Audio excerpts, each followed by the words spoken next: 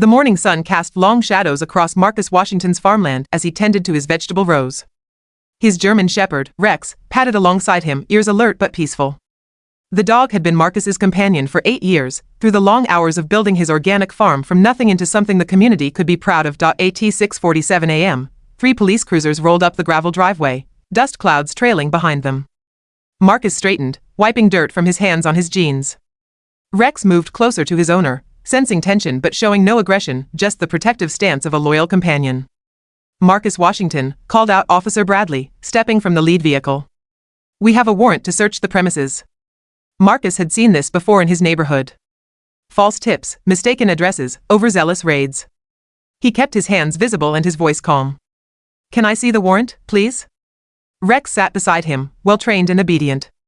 The dog made no sudden movements, issued no growls, just watched with intelligent brown eyes as more officers emerged from their vehicles. What happened next would haunt the community for months. Officer Martinez, claiming he felt threatened by the seated dog, drew his weapon. "Control your animal." "He's not doing anything," Marcus said, his voice steady despite his racing heart. "Rex, stay." The dog remained motionless, the gunshot shattered the morning calm. Rex collapsed without a sound, his body falling across the very soil he and Marcus had worked together just minutes before. "What have you done?" Marcus whispered, dropping to his knees beside his companion. "What have you done?" But the officer's problems were just beginning. Within 3 minutes of the shooting, Marcus's security cameras, which he'd installed after previous harassment, automatically uploaded the footage to cloud storage. The timestamp showed everything: Rex sitting calmly, no aggressive behavior, no threat whatsoever. By 6:52 a.m., Marcus's neighbor, Mrs. Chen, was already calling the local news station. She'd witnessed the entire incident from her kitchen window while making morning coffee. At 6:55 a.m., the warrant proved to be for 412 Maple Street, not 421 Maple Street, where Marcus's farm stood. The officers had come to the wrong address entirely. Officer Bradley's radio crackled at 6:58 a.m. "Unit 23, be advised, anonymous tip that led to warrant appears fraudulent. Caller used disconnected number and false name."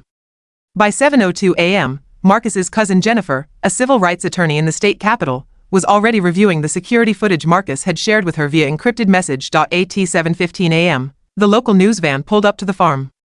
Reporter Sarah Kim had rushed out after Mrs. Chen's call, bringing a camera crew to document the scene before it could be contaminated. The real breaking point came at 7:23 a.m. when the police dispatcher received a call that chilled everyone listening. "This is County Judge Patricia Moore. I'm watching a live stream of a police shooting on Washington Farm. I want every officer involved in my courtroom within the hour." The judge had been alerted by her own daughter, who'd seen the footage spreading across social media.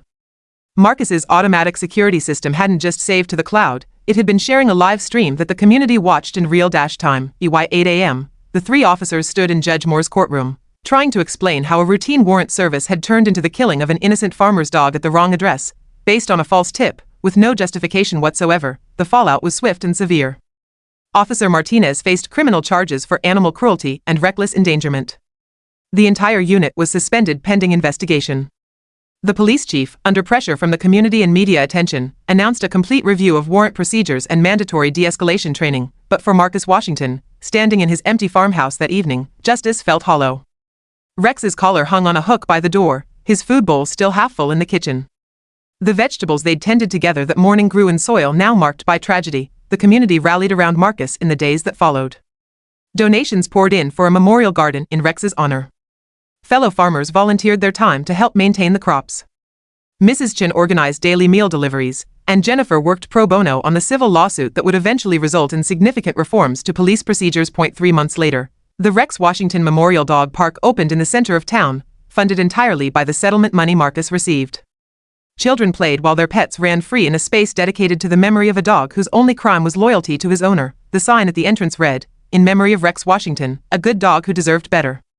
May his story ensure this never happens again."